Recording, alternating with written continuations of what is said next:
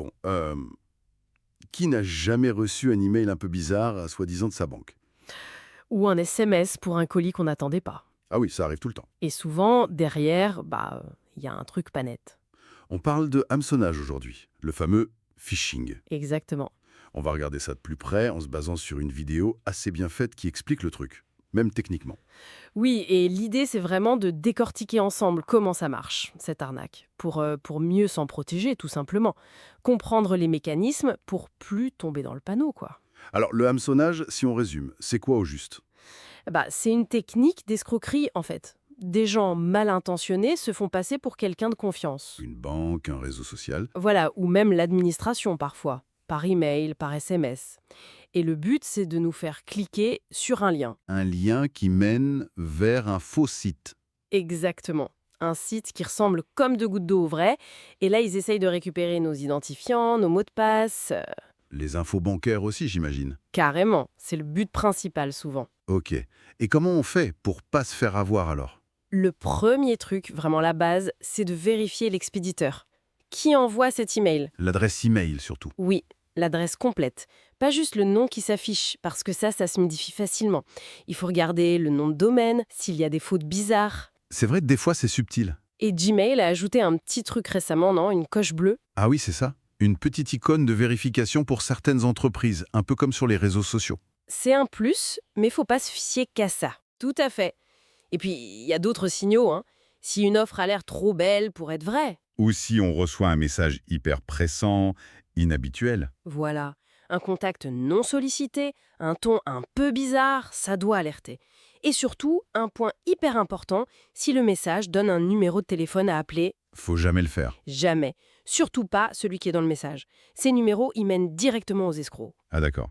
La seule bonne méthode, c'est d'aller chercher soi-même le numéro officiel sur le vrai site de la banque, de l'organisme, et d'appeler ce numéro-là. Logique. Et la vidéo dont on parlait, elle montrait aussi comment ça se monte techniquement. Oui, une petite démo. Il simulait la création d'un mini-serveur de phishing.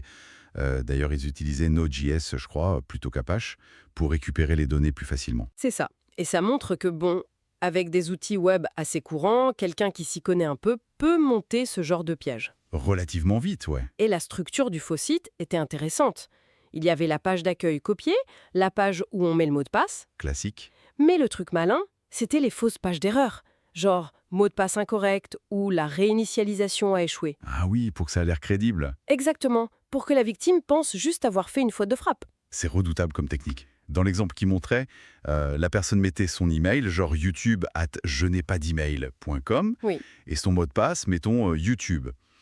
Elle valide, et là, paf, message. Mot de passe incorrect. Veuillez réessayer. Et là, on se dit, ah mince, j'ai dû me tromper. On réessaye peut-être. Sauf que, Sauf que pendant ce temps-là, côté serveur, pirate, c'est déjà trop tard. Au moment où le message d'erreur s'affiche pour la victime, le serveur a déjà enregistré l'email et le mot de passe. exactement, tout est stocké dans un fichier chez l'escroc, les infos sont volées, ni vues ni connues. C'est cette déconnexion, en fait, entre ce que voit la victime et ce qui se passe vraiment derrière. Qui rend le truc si efficace. C'est fou. C'est ça. Et voler ces données, c'est pas juste une petite blague, hein. La vidéo rappelait bien les risques légaux en France. Ah oui, c'est du sérieux. Détenir des données personnelles sensibles comme ça, obtenues par hameçonnage, c'est puni sévèrement. Il citait même l'article 216-18 du Code pénal. Oui, je m'en souviens. Ça peut aller jusqu'à 5 ans de prison et 300 000 € d'amende. C'est énorme. Donc clairement, c'est pas un jeu. Il faut vraiment faire attention. Donc, si on résume, pour bien retenir, D'abord, toujours être méfiant vis-à-vis de l'expéditeur. Vérifier, vérifier, vérifier. ensuite, ne jamais utiliser les contacts fournis dans un message suspect. Toujours passer par les canaux officiels. Exactement.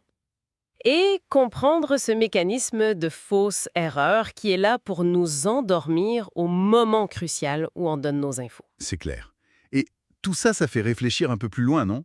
Ce principe d'imiter quelque chose de légitime, de créer une façade Oui, une façade de normalité ou d'urgence. pour masquer une intention malveillante. On le voit avec les emails, les sites web. Mais cette stratégie de la façade trompeuse, où est-ce qu'on pourrait la retrouver ailleurs? Dans le numérique ou même... Ou même dans le monde physique. Voilà. Comment on pourrait nous manipuler comme ça sans qu'on s'en rende compte tout de suite? C'est une question à garder en tête, je pense.